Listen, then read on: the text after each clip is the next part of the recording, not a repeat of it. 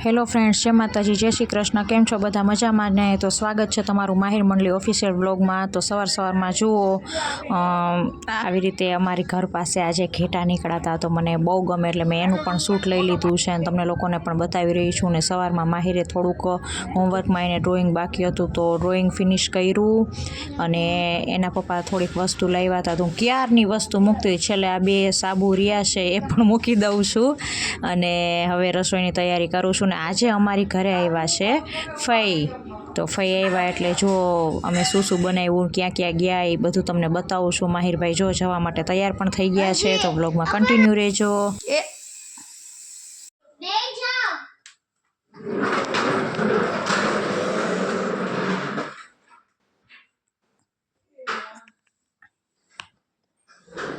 કેટલા પથારા કરવાના?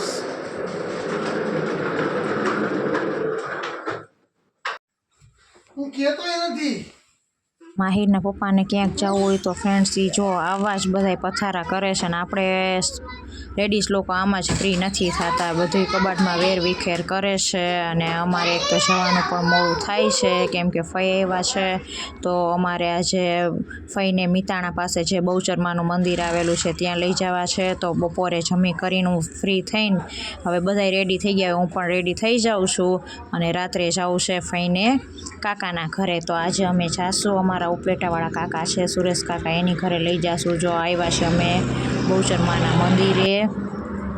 તો મંદિરમાં તો ફોટોશૂટની વિડીયાની મનાઈ હોય એટલે બહારથીને જ તમને બતાવી દઉં છું. એટલે ફ્રેન્ડ્સ વિડીયામાં કન્ટિન્યુ રહેજો. આજે અમે હજી કાકાની ઘરે પણ જવાના છીએ તો ત્યાં પણ તમને બધાને મળાવીશ અને કાકાનું ઘર પણ બતાવીશ. તો વિડીયામાં કન્ટિન્યુ રહેજો ફ્રેન્ડ્સ.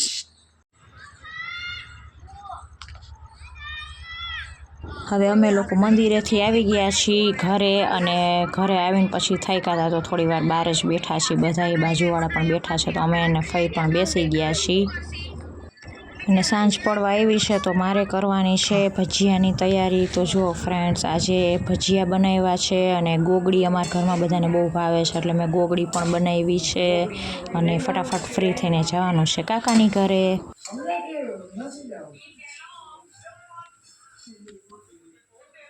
તો ચાલો ફટાફટ ફ્રી થઈને હું પણ રેડી થઈ ગઈ છું. હવે જવાનું છે કાકાની ઘરે બેસવા માટે.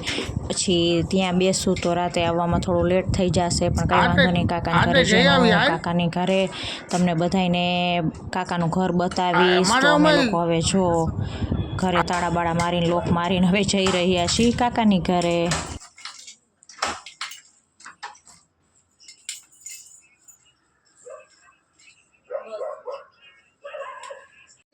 તો ચલો હવે આપણી સવારી ઉપડે છે કાકાના ઘરે.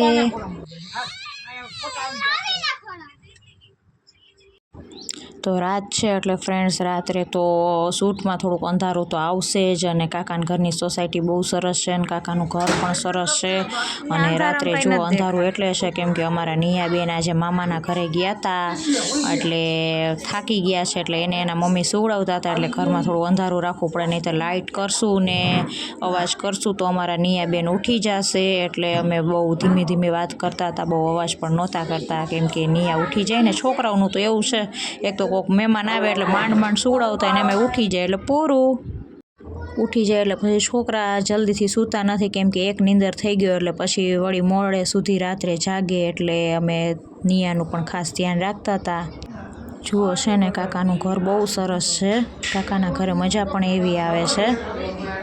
સો ફ્રેન્ડ્સ હવે અમે લોકો અહીંયા ઘણું બેઠા, ઘણી બધી વાતો કરી. હવે અમે જાય છીએ ઘરે રિટર્નમાં અને ઠંડી પણ થોડી ઘણી વાય છે. તો આજનો બ્લોગ કેવો લાગ્યો? જો સારો લાગ્યો હોય તો વિડીયોને લાઇક કરો, શેર કરજો અને સબસ્ક્રાઈબ કરવાનું ના ભૂલતા ફ્રેન્ડ્સ. અને જો વિડીયો સારો લાગ્યો હોય તો કમેન્ટમાં મને કહેજો કે કેવો લાગ્યો વિડીયો. ત્યાં સુધી મળીએ હવે બીજા બ્લોગમાં. ત્યાં સુધી બધાને જય માતાજી, જય શ્રી કૃષ્ણ.